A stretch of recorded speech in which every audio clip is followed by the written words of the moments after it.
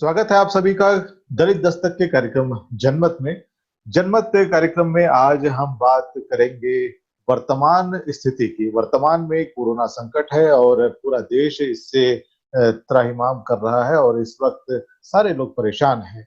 लेकिन इस दौरान बहुत सारी ऐसी घटनाएं हो रही हैं जो इस दौरान नहीं होती तो भी काम चल सकता था। मसलन अभी राम मंदिर का निर्माण हो रहा है और अभी जब से ये लॉकडाउन शुरू हुआ ठीक उसी दिन से राम मंदिर के निर्माण का काम भी शुरू हो गया है। उसका जोर शोर से उद्घाटन तो हुआ लेकिन लोगों में उसका बहुत ज्यादा प्रचार प्रसार इसलिए नहीं हो पाया क्योंकि साथ साथ एक बीमारी ने यहाँ पर घर कर लिया था और सारे लोग बीमारी से के संक्रमण को लेकर आशंकित और डरे हुए थे, जिससे उस तरफ किसी का ध्यान नहीं गया। लेकिन इसी दौरान एक घटना और होती है कि जैसे ही राम मंदिर के निर्माण के लिए वहां पर नींव खोदी जाती है तो नींव में कुछ ऐसे अवशेष निकल के आते हैं जो पुरातन काल के हैं। इन अवशेषों को बहुत सारे अखबारों ने, समाचार पत्रों ने, मीडिया ने ये बताकर प्रचारित किया कि ये अवशेष राम के दरबार के हैं, भगवान राम के दरबार के हैं। और साथ ही ये भी बातें बाद में सोशल मीडिया के माध्यम से आई कि ये जो तस्वीरें आ रही हैं, ये इसमें जो अवशेष नजर आ रहे हैं वो तो अशोक के काल के हैं और सम्राट अशोक ने बहुत सारे बौद्ध विहार, स्तूप, चैत्य बनवाए थे जो कि तथागत गौतम बुद्ध से जुड़े हुए हैं। ये बौद्ध स्थापत्य कला के नमूने भी नजर आ रहे हैं। तो ऐसे में एक विवाद सोशल मीडिया पर इन दिनों काफी ज्यादा चला हुआ है। इसको हम इस तरह से देखते हैं कि ये जो वक्त था, इस वक्त जब किसी का ध्यान राम मंदिर की ओर नहीं था, तो कहीं ऐसा तो नहीं कि इस प्रकार की तस्वीरें लीक करके, क्योंकि वहां पर बहुत ज्यादा सुरक्षा है इस वक्त और ये तस्वीरें आखिर बाहर कैसे आई, तो ये तस्वीरें लीक करके कहीं ऐसा तो नहीं कि बौद्धों में, खास उससे भारत के जो बौद्ध हैं या नौ बौद्ध हैं, अम्बेडकरी बौद्ध हैं, इनमें और जो राम को मानने वाले ओबीसी लोग हैं, उनमें कहीं एक खाई खोदने का प्रयास तो नहीं है, या फिर कहीं ऐसा तो नहीं है कि जो मंदिर का मुद्दा फिर से गरमा दिया जाए, क्योंकि अब कोई मुद्दा बचा नहीं है। तो इस पर हम आप सभी से इसमें विचार लेंगे। इस वक्त दिल्ली से हमारे साथ हैं अनिल कुमार जी, हम इनसे बातचीत करेंगे। जो वर्तमान में मुद्दा चल रहा है, ये जो समय है, ये अभी बहुत सारे मजदूर सड़कों पर है, तमाम सारे लोग इस वक्त परेशान है इस महामारी की वजह से, और इस समय ये तमाम काम हो रहे हैं मंदिर निर्माण का। और मंदिर निर्माण का जब जोर शोर से उद्घाटन हुआ, किसी ने उस पर ध्यान नहीं दिया क्योंकि सारा ध्यान सबका बीमारी पर था। आपको नहीं लगता कि ये मंदिर मुद्दे को फिर से गरमाने का एक जरिया बना हुआ है बौद्धों के माध्यम से? और साथ ही बौद्ध चूंकि बुद्ध पर आस्था रखते हैं और ओबीसी चूंकि राम पर आस्था रखते हैं, तो इन दोनों के बीच में कहीं कुछ खाई खोदने का कुछ चक्कर है?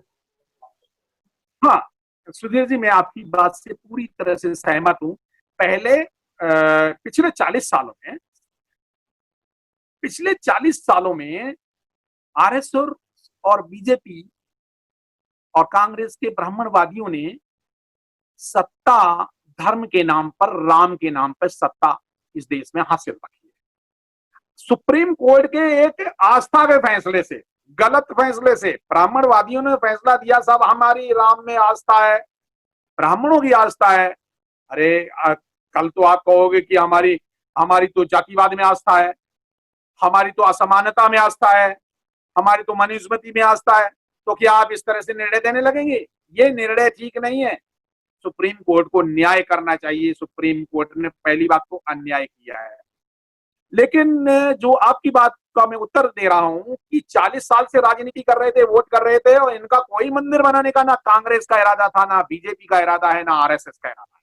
अब सुप्रीम कोर्ट ने जब निर्णय भी दे दिया कि मंदिर बना लो, तो जब अब भी इनका इरादा नहीं है, वहां तो आर्मी लगी है, वहां तो फोर्स लगी है, तो ये सब तस्वीरें बाहर कैसे आई? ये साजिश का मामला है। ये जानबूझ के लीक कर दी गई ताकि यहां पर बहुजन लोग भड़क जाएं और यहां पर वो बुद्ध के मंदिर की बात करने लगे, और फिर वो धर्म के नाम पर पहले हिंदुओं को मुसलमानों से लड़ाते रहे, अब वो हिंदुओं में SC ST OBC और OBC से SC को लड़ा करके राजनीति कर रहे हैं, बहुजनों से लड़ाने का कार्यक्रम कर रहे हैं, दोबारा इनका वोट का। और दूसरा क्यों और कर रहे हैं, ये इसलिए भी कर रहे हैं, अभी पिछले 3 महीनों में ये कोरोना पीरियड जो संक्रमण काल है, इसमें भारत के करीब 40 से 50 करोड़ बहुजन, मूल निवासी बहुजन लोग शहरों को छोड़कर पैदल चले, भूखे पैदल सैकड़ों किलोमीटर, 500 किलोमीटर चले पैदल। तो वो बहुत आक्रोशित हैं क्योंकि उनका रोजगार खो गया, वो भूखे हैं, वो दोबारा से उसी गरीबी के गर्त में जा रहे हैं, गांव की तरफ जा रहे हैं। तो इतना भारी जो 40-50 करोड़ भारत के लोगों की इस आबादी में, मजदूर वर्ग में जो आक्रोश पैदा हुआ है, और जो बीजेपी को और कांग्रेस को जो लेसन सिखाने के मूड में है, जो बिल्कुल पूरी तरह से सत्ता से निकालने के लिए पूरी तरह से तैयार बैठा हुआ है, ये बहुजन लोगों का ध्यान बटाने की साजिश है। ये फिर से धर्म के नाम पे, जब पहले हिंदू धर्म के नाम पे, अब बुद्ध धर्म के नाम पे। मामला क्या है, अधिकार का नहीं है, मामला साजिश है, राजनीति है, वोट की राजनीति है कि SC वर्ग को, शेड्यूल्ड कास्ट के लोगों को, SC OBC के लोगों को, जो जय भीम वाले हैं, जो बहुजन हैं, जो बाबा साहब की विचारधारा को मानते हैं, उनको उनका ध्यान भटका करके ये साजिश है और दोबारा से बहुजनों के वोट लेने का कार्यक्रम है। इस वक्त हमारे साथ सुप्रीम कोर्ट में वकालत करने वाले हमारे 2 वकील साथी इस वक्त हमारे इस कार्यक्रम में मौजूद हैं। हम उनसे बात करेंगे। रवि डंबारे जी हैं और श्रेय डंबारे जी। हम इनसे चर्चा करेंगे कि इस वक्त जो ये बातें हो रही हैं, इस पर इनका क्या व्यू है, आप क्या मानते हैं, इस पर हम चर्चा करेंगे। पहले रवि जी, मैं आपसे ये जानना चाहूंगा कि क्या कहते हैं आप, क्या ये राजनीतिकरण हो गया है इस पूरे मुद्दे का कि एक बार फिर से मंदिर मुद्दे को गरमाने का प्रयास किया जा रहा है? बिल्कुल यही है। ये एक हाई लेवल का जो है षड्यंत्र है, इसको हाई लेवल कॉन्स्पिरेसी कहते हैं। और कैसे है कि मूवमेंट के टर्मिनोलॉजी में जो हाई लेवल कॉन्स्पिरेसी जो होती है, यह जनरल लोगों को समझ में नहीं आती, खास करके जनरल लोग छोड़ दीजिए, इवन जो स्टडी करते हैं कार्यकर्ता जो है वो भी इसमें फंस जाते हैं। तो फिर जब कार्यकर्ता गण को अगर ये हाई लेवल कॉन्स्पिरेसी जो है समझ में नहीं आती, तो जनरल लोग और कहा इनको समझ में आएगा, फिर उनकी वो आस्था का फिर ये हो गया हाई लेवल की जो कॉन्स्पिरेसी तो कार्यकर्ताओं को समझ में नहीं आती, तो फिर कभी कभी ना लीडर लोग भी इसमें फंस जाते हैं। जो हमारे जो जनवादी या कोई भी जो है रिपब्लिकन वाले जो जी मैं नाम लेना है यहाँ पर अभी, तो वो कैसा है कि उनको भी जो है हाई लेवल कॉन्स्पिरेसी जो है वो समझ में नहीं आती, और फिर वो बाद में बात कर लेते हैं हम लोग जो है यूनो में चले जाएंगे, हम लोग जो है मतलब यूनो का जो एक विंग है यूनेस्को, हम लोग फिर क्या करेंगे कि मेमोरेंडम दे देंगे, लोग क्या करेंगे, ये भैया दिल्ली कंटोनमेंट जो है तो इंडिया में हम लोग सर्वे ऑफ इंडिया को वो हाई लेवल कॉन्स्पिरेसी नहीं समझने की चक्कर में पड़ जाते हैं। क्योंकि कैसा है कि सारे ये जो लोग हैं इन सबका एक फिर से कॉमन मामला है कि इनका भी आस्था है। अब जैसा उन लोगों ने जिस बेस के ऊपर जो केस लड़ा, उन्होंने ये किया कि भाई हमारा आस्था है। मतलब चंद्रचूड़ ने उनको सवाल पूछा कि आप कैसे साबित करेंगे बुद्धों का है, आप हिंदू कैसे साबित करेंगे, बोले हमारा आस्था है। उनको मालूम था मुसलमान ये सवाल पूछेंगे, बुद्धिस्ट ये सवाल पूछेंगे, जैन भी ये सवाल पूछेंगे और जजेस लोग भी पूछेंगे, सारी जनता में राम जो है यह हिस्टोरिकल पुरुष है या माइथोलॉजिकल, तो मालूम पड़ा रहता वो काल्पनिक है, तो जब वो पैदा नहीं था तो जन्म का गणित है। तो इसलिए फिर उसका जो है आस्था नाम का जो एक व्यक्ति जो है एक लीगल आदमी जो है, अल्लाह में इसकी अरेंजमेंट है, मतलब हाँ उसका अरेंजमेंट कैसा है कि जो एक एजेंसी होती है, एजेंट जो होता है तो एक लीगल पुरुष ही होता है। लॉ के बारे में जो है वो ज्यादा ही बताइए। तो एक लीगल पुरुष जो है वो निर्माण किया जा सकता है, वो ऐसा करके लीगल तरीके से उन लोगों ने। अभी हाई लेवल का जो इसमें से हमारे लोग जो है कुछ मैं देख रहा हूँ कहते हैं कि एक नामांतर का जो विषय है ये बहुत साल तक चला, और उसमें फिर हमारे जो बाकी जो विषय है जो महत्वपूर्ण हमारे हेल्थ के हो, एजुकेशन के हो, एम्प्लॉयमेंट के हो, पर्टिकुलर विषय जो है, तो एक छोटे विषय के ऊपर हमारा वो मुद्दा चला। जो भी मुद्दा रियल था, प्रेस्टीज का मुद्दा था, लेकिन 2-4 लोग अगर उसमें अगर लग जाते और सारे समाज को होल्ड करके रखते, तो ऐसा ये हाल ही हमने इसके मामले में जो तरीके हैं हमारे, जो बुद्ध एंड बाबा साहब के जो तरीके, अब देखेंगे हम लोग जो मायावती जो उस जगह पर उनका सत्ता थी, ये मामला चल रहा था, तो मामला तो सब जुडाइज था, सब जुडाइज की वजह से हम मायावती को कुछ नहीं कर सकते। लेकिन एक बात है, हम मतलब 2 घटना हम देखेंगे, क्यों बाबरी मस्जिद कहते हैं, क्यों ये राम मंदिर है, तो इसीलिए कि जिसको हम तो दिखे और हमारे लोग नहीं रहे और हमारे लोग उधर चले गए, जिसकी वजह से बाबरी मस्जिद, जिसकी वजह से हमारे लोग जो है हिंदू अगर होते थे, तो इसलिए उनकी संख्या, मतलब जो पावर है, कौन सा मैन पावर, मैं ये कहता हूँ कि बुद्ध एंड बाबा साहब अगर इस जगह तो इस वक्त इसको कैसे हैंडल किया जाए, लॉ एंड ऑर्डर मानने वाले बाबा साहब संविधान, तो अनलॉफुल ना हमने करना चाहिए, बात तो सही है, लेकिन बाबा साहब का जो तरीका है वो अगर होता तो क्या होता, सीधा सिंपल, आप जनमत मूवमेंट चलाते और सारे के सारे यूपी के लोगों को दीक्षा दे दिए रहते, सारे के सारे अगर बुद्धिस्ट होते तो भैया राम मंदिर आप बनाओ। देखिए 14 अक्टूबर 56 को हमने दीक्षा लेने के बाद 15 अक्टूबर को बाबा साहब ने कहा था कि चलो अभी एक आंदोलन करते, नासिक का काड़ाराम मंदिर में घुसने का, तो बाबा साहब ने तो यहाँ पर प्रतिज्ञा दे दिया हमें कि राम कृष्ण जो है भगवान नहीं मानूंगा, ना ही उपासना करूंगा। तो यहाँ पर मामला ये बैठता है कि उन लोगों को जो है इतना पक्का कर लो, मतलब धर्मांतर धर्म दीक्षा से, और मैन पावर इधर ला लो, और कल चल के ऐसा हो सकता है ना, सारे के सारे जो आज जो एरिया में पहले बसा के तरफ अयोध्या जो कह रहे हो, अगर बुद्धिस्ट हो जाए तो उनको क्या राम की जरूरत रहेगी, फिर से वहां पर बुद्ध आ जाएगी ना। तो ऐसा सारा जो है आप कहीं पर भी खोदेंगे तो गौतम बुद्ध की बात सही है। चलिए बिल्कुल। तो श्रेय आप बताएं कि अभी जो बात हो रही है इसमें कि इसमें एक पिटीशन डाली जाए, और इसका क्या हश्र होगा, आपको क्या लगता है? अभी इस वक्त पिटीशन डालने का कोई औचित्य नजर आता है? क्योंकि भारत में तो कहीं भी खुदाई करेंगे तो बुद्ध ही निकलेंगे, ये तो सबको पता है, लेकिन इस वक्त इस विषय को उठाकर पिटीशन की बात हो रही, तो इससे क्या किसको फायदा होने वाला? नहीं, सबसे पहले मैं आपको बताना चाहता हूँ, इसमें पिटीशन डाल के तो कोई भी फायदा है नहीं। जो फायदा है इसमें जो बरसाती मेंढक जो अभी निकल रहे हैं वो लोग बहुत प्रमाण में पैसा इकट्ठा करेंगे, और जो पैसा इनको मिलेगा तो उसमें से कुछ पैसों से ये फाइल करेंगे, कुछ पैसे अपने पास रखेंगे। ये प्रैक्टिस बहुत होती है, मैं प्रैक्टिस करता हूँ, हमारे समाज के बहुत सारा मैटर्स आते रहते हैं मेरे तरफ, और बोधा गया का मैटर भी मैं हैंडल कर रहा हूँ। उस पर भी मैंने देखा कि कुछ लोग मैंने मैटर लिया था तो मेरा नाम से लोग चंदा इकट्ठा कर रहे थे कि भैया मैटर डालना है, ये करना है, जबकि इस मैटर में उन लोगों का लेना देना भी नहीं था। तो ऐसे भी लोग हैं।